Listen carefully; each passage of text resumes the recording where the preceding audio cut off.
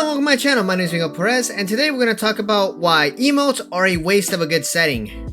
They are a waste of a good keybind, and they're a waste of a good input if you're playing on a controller. Now don't get me wrong, this does not mean that I hate emotes. It's actually the opposite. I love emotes and they are very fun to use in a game. Alongside custom skins and wraps, emotes are a very good way to express yourself in whatever game that you're playing. And I used to use emotes a lot when I first discovered them.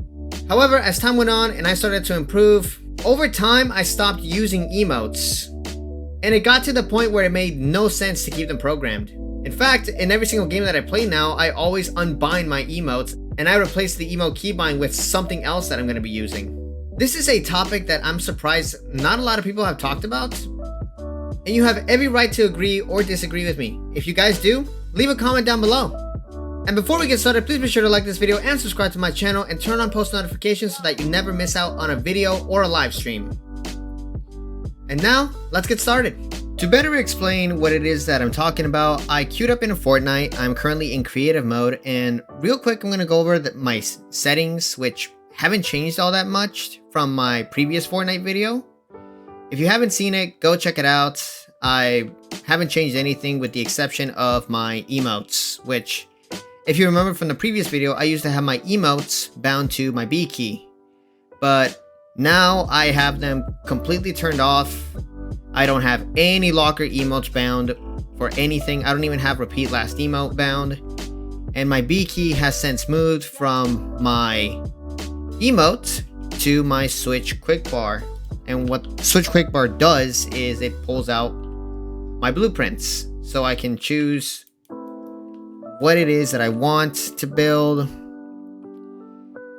wherever.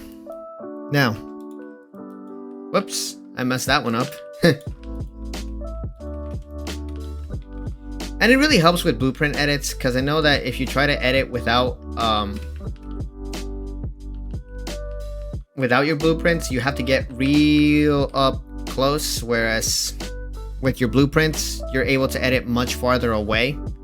This is just one example as to why an emote key isn't exactly the best when you can replace it with something more useful for the game, and in Fortnite it can be used for your blueprints. Moving on to Apex Legends, I do not have an emote bound in Apex Legends either, and instead, here's what I would recommend that you do if you do unbind it. So bind it to alternate interact. This, what it does is it helps pick up attachments without, well, attaching them to your weapon. If a teammate really needs like a gold attachment and you find one, or any attachment in general and you find one, you can just push your alternate interact and it'll pick it up and you can hand them over when you're nearby. In Apex, that will help you out a lot. Another keybind that I would recommend that you choose is cycle weapon. So there have been times when, whoops, did not want to push that.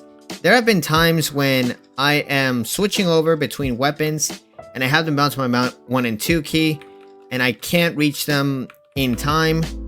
So by having a cycle weapon keybind, in my case it's G, it just makes it a lot easier to switch between one weapon and the other. In Valorant, the closest thing that we have to emotes are sprays, and as you can see, I have nothing bound to my spray key. So what exactly do I have? Absolutely nothing. In Valorant, keeping your keybinds as basic as possible is an essential. It's more of a necessity in my opinion. Basic in Valorant is always going to be better, and that's exactly what I keep everything to, as basic and as simple as possible. I would keep going, however, if I were to go into detail with every single game that I'm playing, this list is gonna be extremely long. So for now, I'm keeping it to the base games that I personally like to play. And I highly recommend that you experiment with this. Unbind your interact keys and try using it for something else.